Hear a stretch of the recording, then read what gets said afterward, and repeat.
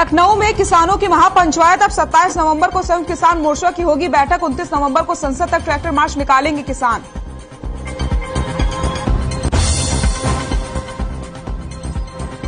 हरियाणा की आबोहवा हुई खराब, लोगों को सांस लेने में हो रही दिक्कत। गुरुग्राम, फरीदाबाद, झज्जर और सोनीपत में अगले आदेश तक स्कूल बंद।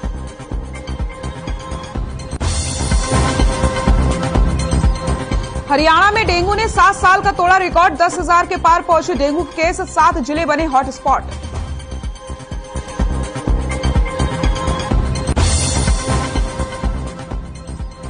जिंद में हत्या के आरोपियों को पकड़ने गई सीआईए की टीम पर हमला। फायरिंग में बाल बाल बचे सीआईए के अधिकारी। मौके से 2 आरोपियों को किया गिरफ्तार। भारी मात्रा में असलाह बरामद। गुरुग्राम की भोंडजी जेल में गैंगस्टर के बीच खूनी संघर्ष। 3 बदमाशों को आई गंभीर चोटें। इलाज के लिए पीजीआई किया गया रेफर।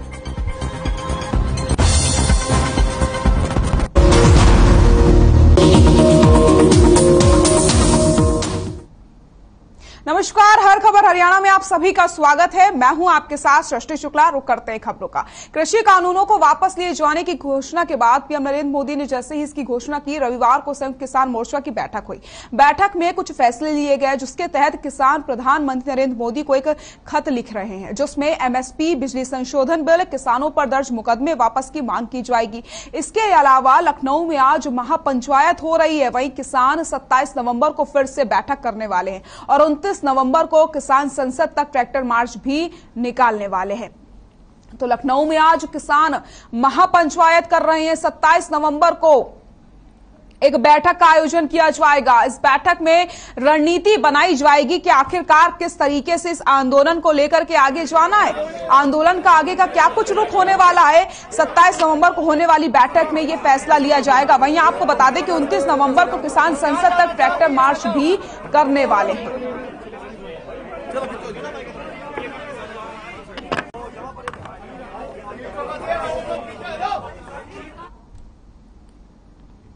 हरियाणा में बेकाबू डेंगू ने इस बार 7 साल का रिकॉर्ड तोड़ दिया है। 2015 के बाद पहली बार डेंगू के केसों की संख्या में 10,000 के पार पहुंच गई है। गंभीर बात यह है कि हरियाणा में डेंगू के मामले अभी भी थमने का नाम नहीं ले रहे हैं। रोजाना डेंगू के 150 मरीज सामने आ रहे हैं। आपको बता दें कि हरियाणा में 7 जिले डेंगू के लिए हॉटस्पॉट बन गए हैं। फतेहाबाद, पंचकुला, हिसार, सिरसा, सोनीपत, कैथल और अंबाला जिले इसमें शामिल है। आपको बता दें हॉटस्पॉट वो एरिया होता है जहां पर सबसे ज्यादा डेंगू के केस मिल रहे हैं। जी हां, 7 जिले हॉटस्पॉट में तब्दील हो चुके हैं। 7 जिलों में सबसे ज्यादा मरीज सामने आ रहे हैं।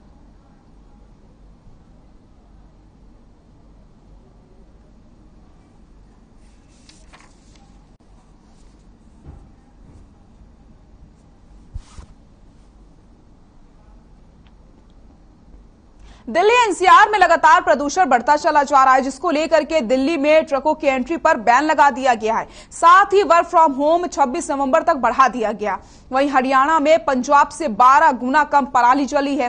फिर भी हरियाणा में पड़ोसी राज्य प्रदूषण से पंजाब से ज्यादा है। आपको बताते चले यहां लोगों को सांस लेने में दिक्कतों का सामना करना पड़ रहा है। वहीं गुरुग्राम, फरीदाबाद, झज्जर और सोनीपत में बढ़ते प्रदूषण के चलते अगले आदेश तक स्कूल बंद कर दिए गए हैं। एनसीआर में जो हवा है वो जहरीली होती चली जा रही। लोगों को सांस लेने में लगातार तकलीफों का सामना करना पड़ रहा है।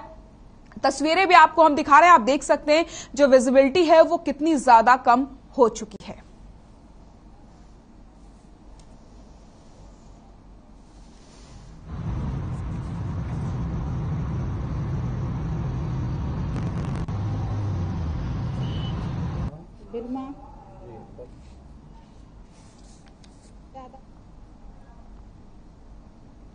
मुख्यमंत्री मनोहर लाल ने डिजिटल इंडिया कार्यक्रम के तहत आधुनिक राजस्व रिकॉर्ड रूम का उद्घाटन किया। सभी 22 जिलों के राजस्व रिकॉर्ड रूम का मुख्यमंत्री ने वीडियो कॉन्फ्रेंसिंग के जरिए उद्घाटन किया। 2017 में कैथल में पायलट प्रोजेक्ट शुरू किया गया था। अब एक क्लिक पर सारा जमीनी रिकॉर्ड उपलब्ध हो जाएगा। तहसील पटवारी के चक्कर अब नहीं लगाने पड़ेंगे। 18.5 करोड़ से अधिक कागजों को स्कैन करके ऑनलाइन कर दिया गया है। 11 जिला स्तरीय जीआईएस लैब का भी उद्घाटन किया गया। इस मौके पर उप मुख्यमंत्री दुष्यंत चौटाला भी मौजूद रहे।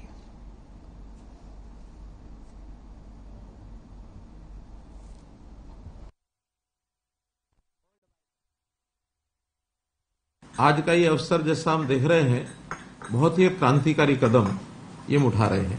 जब हमने कैथल में ये मॉडर्न रिकॉर्ड रूम जो बनाया, उस समय ध्यान में आया कि ये बहुत एक सहयोगी, एक सहायक एक काम है, सब जिलों में इसको करना चाहिए। आज खुशी है मुझे कि सभी 22 के 22 जिलों में ये जो हमारा रेवेन्यू रिकॉर्ड का मॉडर्न स्टोर बनाया हमने, कि एक क्लिक, बटन क्लिक के साथ हम कोई भी रिकॉर्ड किसी भी समय का उसके इंडेक्स के माध्यम से उसको ढूंढ सकते हैं, निकाल सकते हैं। अब ये सब खतरे खत्म हो गए कि रिकॉर्ड पुराना है, फट गया है, जल गया है, कोई चोरी कर ले गया है, उसमें कुछ लोगों के वेस्टेड इंटरेस्ट भी कई बार रहते थे उसको गायब करने के। ये सब चीजों से निजात मिलेगी और हमारे जितने भी डिजिटलाइज रिकॉर्ड्स हैं, जब जिस चीज की जरूरत होगी तब उनको मिल पाएंगे। इस प्रोग्राम को सक्सेस करने वाली हमारी आईटी की जिले लेवल तक की सारी टीम के मेंबरान, मैं तो बधाई दूंगा सबको कि 2 साल के अंदर लगभग 18 करोड़ 77 लाख डॉक्यूमेंट्स को आपने डिजिटलाइज किया। लगभग 30% डॉक्यूमेंट की दोबारा फिजिकल वेरिफिकेशन करी और देश में हरियाणा को प्राथमिक राज्य बनाया जिसका रेवेन्यू रिकॉर्ड डिजिटल हुआ। और केवल मात्र रेवेन्यू रिकॉर्ड ही नहीं, आने वाले भविष्य में और विभागों के भी जितने डॉक्यूमेंट्स हैं जो ऐतिहासिक वैल्यू रखते हैं, उनको भी इस स्कीम के साथ हम जोड़ने का काम। हरियाणा सरकार ने आरक्षण को लेकर के एक बड़ा फैसला लिया है। वो 6 लाख रुपए से अधिक सालाना कमाई करने वाले पिछड़ा वर्ग के परिवारों को सरकारी नौकरियों और शिक्षण संस्थानों में आरक्षण का लाभ नहीं मिलेगा। प्रथम और द्वितीय श्रेणी में अधिकारियों के परिजन भी आरक्षण का लाभ नहीं उठा सकेंगे। इसी तरह से सेना में मेजर या इससे ऊपर के अधिकारियों और वायुसेना व नौसेना में समक्ष स्तर के अधिकारियों के आश्रितों को आरक्षण से बाहर कर दिया गया है। निर्धारित सीमा से अधिक जमीन और पिछले 3 साल में 1 करोड़ रुपए से अधिक संपदा वाले लोगों को भी आरक्षण नहीं दिया जाएगा। सुप्रीम कोर्ट के निर्देश के बाद राज्य सरकार ने नई नीति निर्धारित की है, जिसमें कई वर्ग आरक्षण के लाभ से बाहर हो जाएंगे। सरकार का यह फैसला तुरंत प्रभाव से लागू माना जाएगा।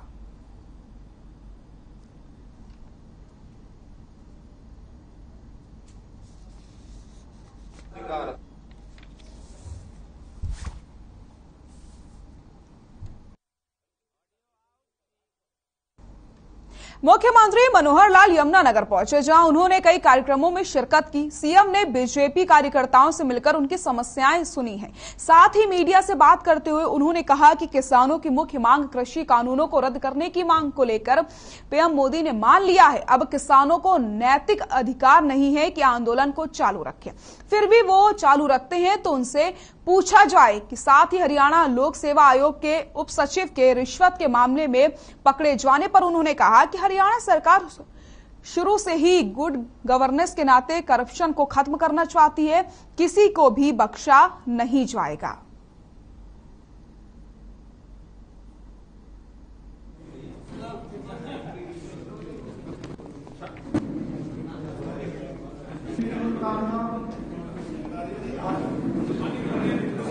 जब उनकी मांग थी कि हाँ ये वापस करने चाहिए, हालांकि एक बहुत लोग आज भी ऐसे हैं जो कहते हैं कि नहीं, तीनों किसान कानूनों के कारण से किसान को बहुत बड़ा लाभ होने वाला था जिससे वो किसान वंचित रहेगा, लेकिन फिर भी कुछ लोगों ने इसको जिद पूर्वक एक अपना हठ बना लिया कि नहीं वापस कराएंगे। प्रधानमंत्री ने बड़ा दिल दिखाते हुए और इसको वापस किया है।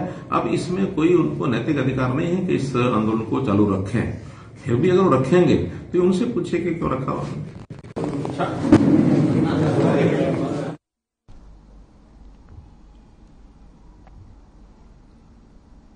यमुनानगर के गांव में शादी समारोह में पहुंचे हरियाणा के डिप्टी सीएम दुष्यंत चौटाला ने कहा कि 29 नवंबर को लोकसभा में तीनों कृषि कानूनों को रद्द करने के बाद किसान वापस लौट जाएंगे और सेलिब्रेट करेंगे। मीडिया से बातचीत करते हुए डिप्टी सीएम ने कहा कि उन्हें उम्मीद है कि लोकसभा में कृषि कानून रद्द होने के बाद किसान अपने घरों को लौट जाएंगे।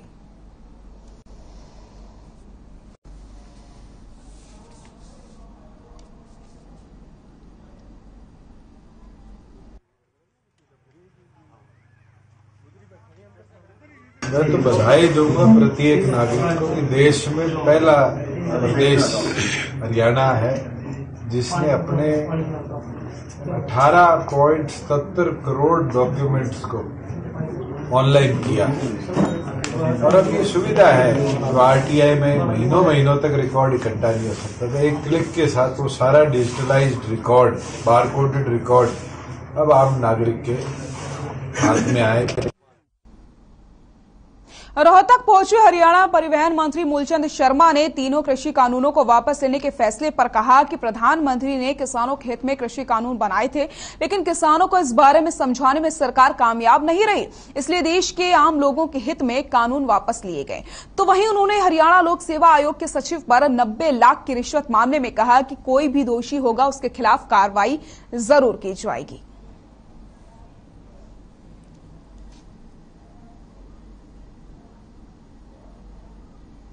कार्रवाई होगी। अगर निजी प्रदेश के जो मुख्यमंत्री का जो नारा था, ना पर्ची ना खर्ची, उस नारे को साकार करा है। और मैं कहता हूं कि आज हरियाणा में कोई ऐसा नहीं आदमी जिसको योग्यता के आधार पर नौकरी नहीं मिली। और जो जहां भी छोटे मोटे रास्ते हैं, मुख्यमंत्री रास्ते को एक एक को बंद करने का काम करा है, चाहे वो किसी क्षेत्र में हो, पॉलिटिकल हो, अधिकारीगण हो। अगर कोई इस तरह का दोषी करा है, उसकी मिले हैं, तो खिलाफ कार्रवाई होगी। अगर निजीकरण की तरफ जाता तो 5000 कर्मचारी प्रदेश के मुख्यमंत्री मनोहर लाल जी ने 2016 में कंडक्टर, ड्राइवर 5500 कर्मचारियों को बेड़े में शामिल करा। कई कंडक्टर हैं, ड्राइवर हैं, 19 मर्सिडीज बस बेड़े में, 150 बस मिनी बस ली, 809 बस अभी साधारण बस बेड़े में शामिल करी। इतनी बड़ी बसें हमने बेड़े में शामिल करी है। आने वाले समय में अभी नई वॉल्वो बस और 17 हम लेकर आ रहे हैं, मिनी बस और।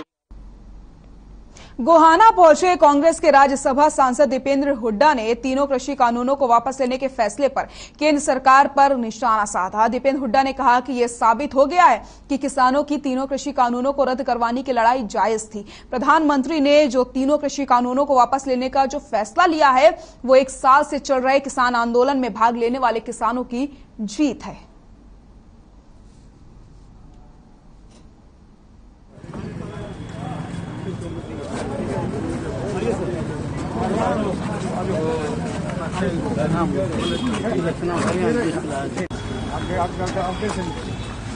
जो हुड्डा साहब ने बात जो कही वो बात सार्थक हो रही है कि ये जो सरकार है इसमें जो है जो भर्तियों का जो मामला है वो लखी और करोड़ी का प्रचलन है सरकार में। आप अगर आपका करोड़ का भी हो तो आप पेपर लीक कराओ। बड़े बड़े स्कैंडल लगातार 38 पेपर लीक, इम्तिहानों में पेपर लीक हुए। और आपका लाख का भी हो तो आप पेपर अपना जो है पास करवाओ। तो ये कहीं ना कहीं हरियाणा के युवाओं के साथ आज एक बहुत बड़ा आघात है, बहुत बड़ा युवाओं के साथ धोखा है उनके भविष्य को लेकर। सिल्वर मेडल जीतकर लौटी रिधि का करनाल में स्वागत हुआ। बांग्लादेश के ढाका में रिधि ने टीम इवेंट में सिल्वर मेडल जीता है। आपको बताते चलें कि 17 वर्षीय रिधि ने अब तक 51 नेशनल और 6 इंटरनेशनल मेडल हासिल कर चुकी हैं। रिधि ने बताया कि ये प्रतियोगिता हर 2 साल बाद होती है। इस बार एशियन प्रतियोगिता में बांग्लादेश में हुई। रिधि ने इस लायक बनाने वाले कोच व परिजनों का धन्यवाद दिया और अब आगे एशियन गेम्स की तैयारी कर रही हैं।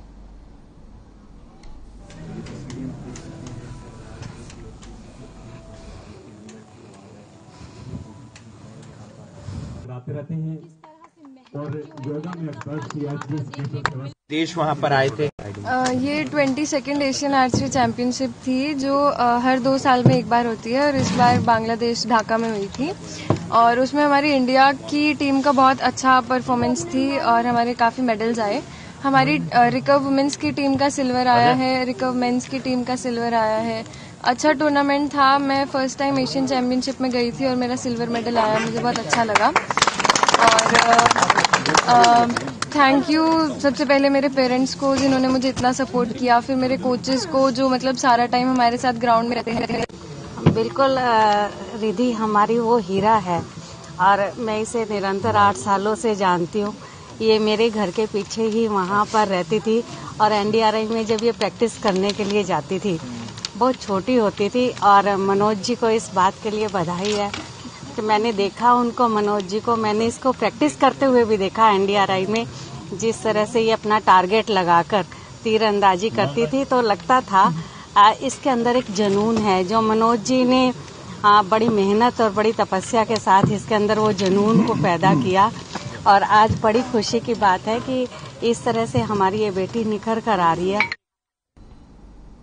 स्वच्छ सर्वेक्षण 2021 में अंबाला को 90वां रैंक मिला है। आपको बताते चले, जिस पर मेयर शक्ति रानी शर्मा ने कहा कि मैं इसका श्रेय हमारे कर्मचारियों और अधिकारियों को देती हूं, क्योंकि इन्होंने दिन रात मेहनत करी है। उन्होंने कहा कि काम करने से होता है, सिर्फ कहने से नहीं होता। उन्होंने आशा जताई है कि निगम के कर्मठ कर्मचारी और शहरवासियों के सहयोग से हम बहुत जल्द ही इस मुकाम पर पहुंचेंगे और अंबाला को स्वच्छता में नंबर 1 लाएंगे।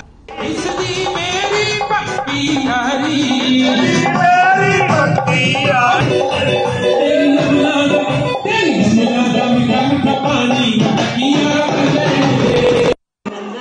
नमस्कार।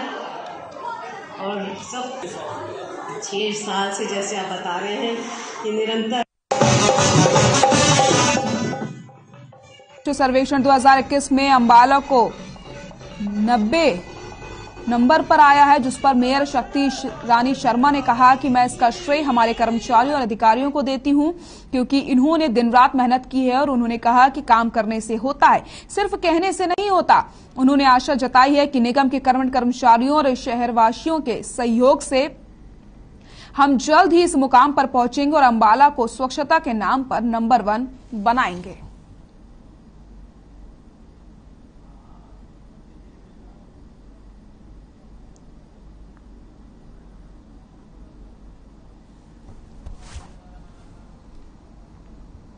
प्रदूषण की प्रशासन पर मार और लोगों के गले की घंटी बनी हुई है। आपको बताते चलें, लगातार प्रदूषण का स्तर बढ़ता चला जा रहा है। पृथला विधानसभा IMT में खुलेआम प्रदूषण हो रहा है, उन्होंने रोकने वाला कोई नहीं है। वहीं इन कंपनियों के आसपास पार्क बने हुए हैं, जहां पर सैर करने वालों के लिए कंपनियां स्वास्थ्य खराब करने का सबब बनी हुई है। कंपनी के मालिक से बात करने की कोशिश की गई तो उन्होंने बात करने से इनकार कर दिया और कैमरे के सामने से भागते हुए नजर आए।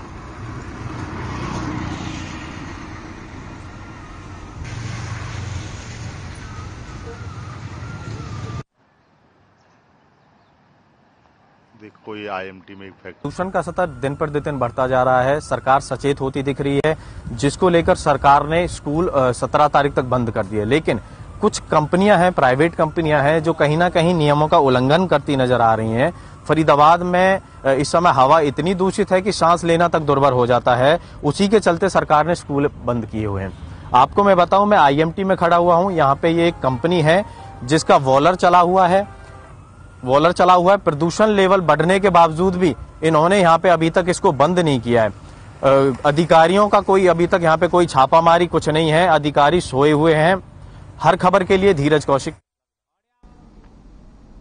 सरकार का बेटी बचाओ बेटी पढ़ाओ का नारा किनाला गांव में फेल होता नजर आ रहा है। उकनाला कॉलेज में पढ़ने वाली लड़कियों को विभाग ने बस पास तो दिए हैं, लेकिन बस की सुविधा नहीं दी। बस न होने की वजह से उकनाला कॉलेज में पढ़ने वाली छात्राओं को निजी संसाधनों से लिफ्ट लेकर के कॉलेज पहुंचना पड़ता है। इसी कारण इनकी 2 से 3 क्लास छूट जाती है। ये समस्या लंबे समय से गांव किनाला की इन छात्राओं को सहन करनी पड़ रही है। तो तस्वीरें भी आप देख सकते हैं किस तरीके से छात्राएं सड़क पर खड़ी होकर इंतजार कर रही हैं और ऐसे में उनका काफी समय वेस्ट हो जाता है, जिससे उनकी 3-4 क्लासेस भी छूट जाती हैं।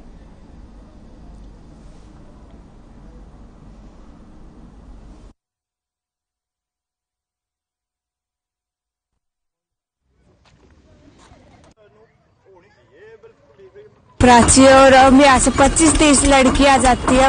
हमारे लिए कोई बस की सुविधा नहीं। तो आप जाते कैसे हैं फिर यहाँ से? निजी साधनों से। तो हर रोज यही दिक्कत रहती है? हाँ। तो जब कॉलेज पहुँचते हो कितने लेट हो जाते हैं? बहुत ज्यादा लेट हो जाते हैं। हम किनाला से हैं और गवर्नमेंट कॉलेज उकलाना में पढ़ते हैं। हमारे यहाँ पर बस की कोई भी सुविधा नहीं है। मतलब यहाँ किसी भी टाइम पे कोई भी बस नहीं आती।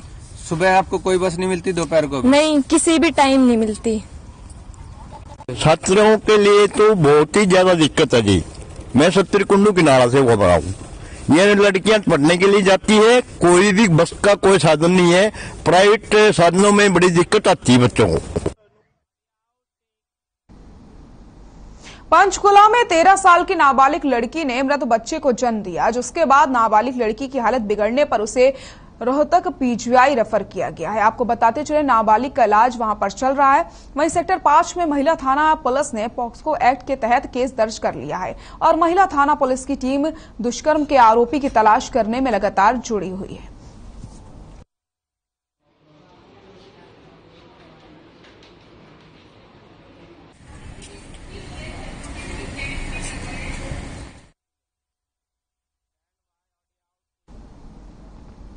कैथल के पुंडारी में दुकानदार व कातिलाना हमला और फिरौती मांगने वाले 5 आरोपियों को सीआईए पुलिस ने गिरफ्तार कर लिया है, जिसको लेकर सीआईए वन परिसर में डीएसपी रविंद्र सांगवान ने प्रेस कॉन्फ्रेंस करके बताया कि बदमाश फिरौती मांगने के लिए पुंडारी के हाबड़ी रोड पर 16 नवंबर को दुकानदार प्रतीक पर गोलियां चलाकर फरार हो गए थे, जिन्हें सीआईए वन पुलिस ने लुधियाना से गिरफ्तार कर लिया है। साथ ही साथ उन्होंने बताया कि योजना बनाने वाले आरोपी सुमित अभी गिरफ्त से दूर है, जिसे जल्द ही गिरफ्तार कर लिया जाएगा।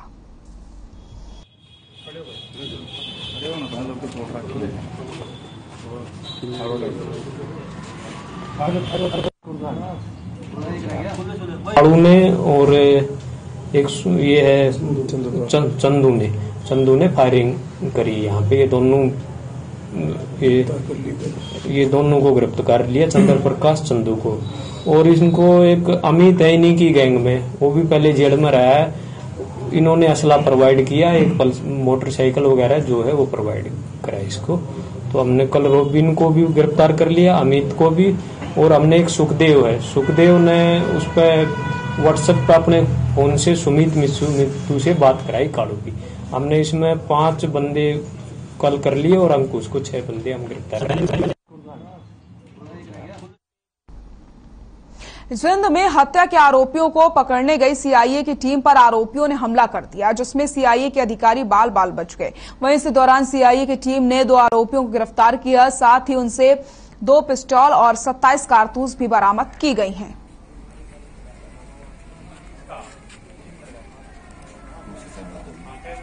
जनता टीवी।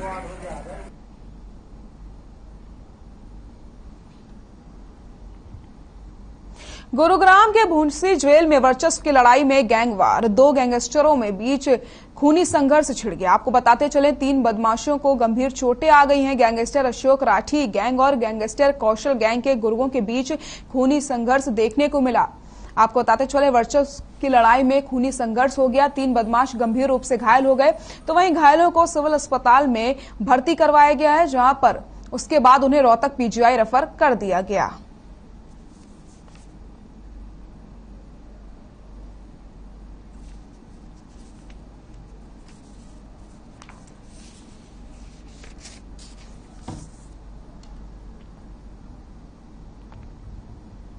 भिवानी के महम गेट पर बदमाशों ने रखेजा डायरी पर जमकर तोड़फोड़ की। लाठी डंडों से बदमाशों ने दुकानदार को भी घायल कर दिया। सबसे हैरान करने वाली बात यह थी कि सुबह हमलावरों ने पुलिस के सामने ही तोड़फोड़ की और दुकान में खड़ी युवती के साथ छेड़छाड़ की। सारी घटना वहां लगे सीसीटीवी में कैद हो गई। फिलहाल मामले की जांच में पुलिस जुटी हुई है।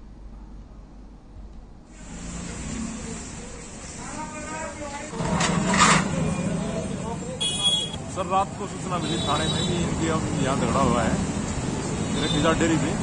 उस टाइम पुलिस मौके पहुंच गई। उस टाइम जांच की कि दूसरी पार्टी कोई नहीं था यहाँ पर और इनका जैसे तैसे भाईचारे में इनका हल हो गया। लेकिन सुबह फिर ये मामला बढ़ गया। सुबह में सूचना मिली, हम तुरंत आए हैं यहाँ पर। जो मारपीट करने वाले थे वो मौके पर भाग चुके हैं और हम अपनी कार्रवाई कर रहे हैं। रात सूचक हमला किया गया है। रात को लड़की को छेड़ा पहले उनको, फिर पापा ने कहा कि मत करो ऐसे। वीडियो में सब कुछ आया हुआ है। तो पापा बोला तेरी छोरी उठा के ले जा। पापा बोले तमीज तो बात कर। पापा की उठी पकड़ी, 3 चोर थे, दारू पी रहे थे। उनकी बाइक पे दारू की बोतल भी टंगी हुई थी। सारा काम था, इंतजाम करके आए थे सब कुछ। उसके बाद मैं आया, मेरी उनसे हाथापाई हुई। पता मेरी बांध उठा के लेके जाओगे इतना में। सर उन्होंने 10 मिनट के अंदर सर 70-80 बंदे बुला दिए। प्री प्लानिंग करके आए थे और हमें बदनामी करने की कोशिश की गई। कई बार ऐसे हो चुका है सर, कन गोली मरवा देंगे, तरनू करवा देंगे। तो ये बताते हैं जी संजय मेंटल और जी सुदामा और जी ये वहां के लड़के हैं सर, कुछ डोबी पैसे हैं सर। रात को सर पुलिस बुलाई, सर चले गए। अब पुलिस वालों के सामने सर तोड़फोड़ की गई है जी, पुलिस यही मौजूद थी, उनका पुलिस का भी खौफ नहीं है सर। और उनके आगे तोड़फोड़ की गई है। पुलिस वाली यहाँ पे पीस के राइडर सर सारे अवेलेबल थे, उसके बावजूद बोले सुबह दुकान मत खोल देना तुम्हें। रेवाड़ी के बुखारपुर मोड़ के पास होटल के सामने सड़क किनारे खड़े 4 लोगों को ट्रैक्टर ने टक्कर मार दी। हादसे में 2 चचेरे भाइयों की मौके पर ही दर्दनाक मौत हो गई और 2 घायलों में से एक ने कूदकर अपनी जान बचाई। सूचना मिलने के बाद पुलिस ने शवों को कब्जे में लेकर पोस्टमार्टम के लिए भिजवा दिया और ट्रैक्टर चालक के खिलाफ मामला दर्ज करके जांच शुरू कर दी है।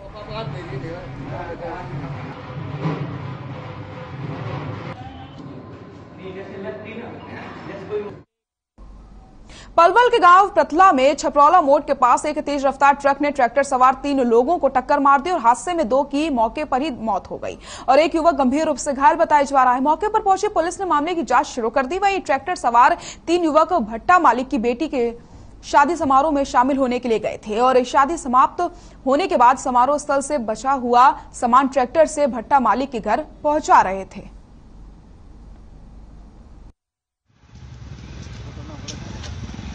के जो लड़का हमारा दोस्त लगते हैं, मेरे साथ काम करते हैं कंपनी में, हमें सूचना प्राप्त हुई है सुबह 5:30-6 बजे।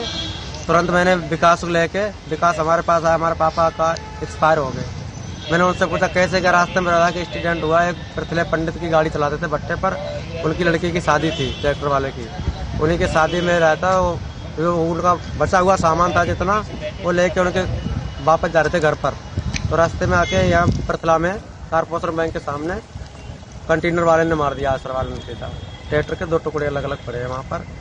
फिर उनकी डेड बॉडी यहाँ आई है पलवल हॉस्पिटल में। कोसली मार्केट में एक क्रॉकरी की दुकान में अज्ञात कारणों के चलते आग लग जाती है, जिसके बाद आग की लपटें दूसरी दुकान पर पहुंच गई और दोनों दुकानों में रखा लाखों रुपए का क्रॉकरी का सामान जलकर नष्ट हो गया।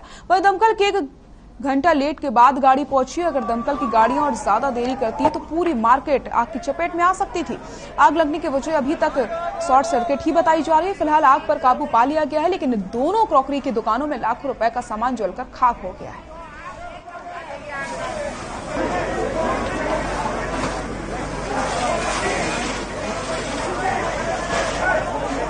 मैं ये कहना चाहता हूँ, ये आग तो आज रात को बुझ जाएगी, लेकिन जिस दुकानदारों का नुकसान हुआ है, प्रशासन को कल सुबह आकर उनकी आग और बुझानी चाहिए।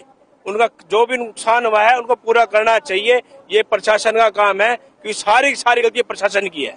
फायर ब्रिगेड नहीं है। एक गाड़ी और दूसरी गाड़ी के आने में कम से कम आधे घंटे का गैप लगा है। अगर दोनों गाड़ी लगातार होती तो नुकसान नहीं होता। ये वाहन की नाकामी है और किसी की नहीं। बताया जा रहा है कि शॉर्ट सर्किट से आग लगी है। ये जो कहने में आ रहा है वो बाकी किसी को कुछ पता नहीं है एक्चुअल बात क्या है।